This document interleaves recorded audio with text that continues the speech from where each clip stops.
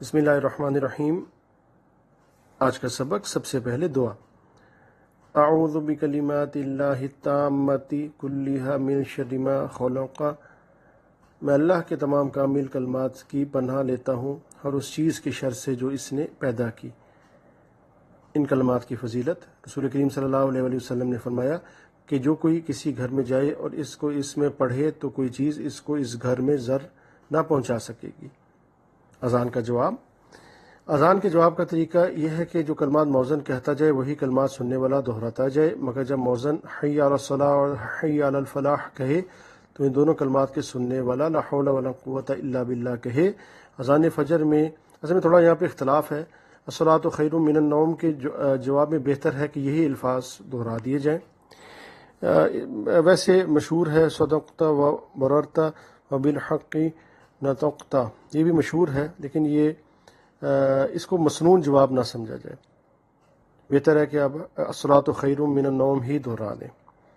آج کی حدیث، آخرت کے مقابلے میں دنیا کی حیثیت ہے۔ نبی کریم صلی اللہ علیہ وآلہ وسلم نے ارشاد فرمایا، اللہ کی قسم دنیا کی نسبت بمقابلہ آخرت کے صرف ایسی ہے جیسے تم میں کوئی شخص اپنی انگلی دریا میں ڈالے پھر دیکھے کتنا پانی لے کر واپس آتی ہے۔ اس پانی کی جو نسبت دریا سے ہے وہ نسبت دنیا کو آخرت سے ہے۔ صحیح مسلم کی روایت سے ہے یہ۔ آج کا واقعہ، ماں کی خدمت سے حج، عمرے اور جہاد کا ثواب۔ حضرت انس رضی اللہ تعالیٰ عنہ سے مروی ہے کہ حضرت صلی اللہ علیہ وسلم کی خدمت میں ایک آدمی آیا۔ اس نے کہا، مجھے جہاد کا شوق ہے مگر قدرت نہیں، یعنی مال سواری وغیرہ نہیں۔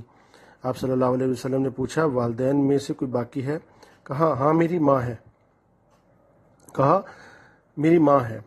آپ صلی اللہ علیہ وسلم نے فرمایا، اللہ پاک نے تمہارے عذر کا انتظام کر دیا ہے۔ ماں کی خدمت اور اطاعت سے اگر تم ماں کی خدمت کرو گے تو حج، عمرہ اور جہاد کے کرنے والے ہو جاؤ گے۔ ماں جب تم سے خوش ہو جائے، خدا سے ڈرو اور اس کے ساتھ بھلائی کرو۔ فائدہ، دیکھیے اس روایت میں ماں کی خدمت اور خوشنودی کا ثواب حج، عمرہ اور جہاد کرنے والے کی طرح بیان کیا گیا ہے۔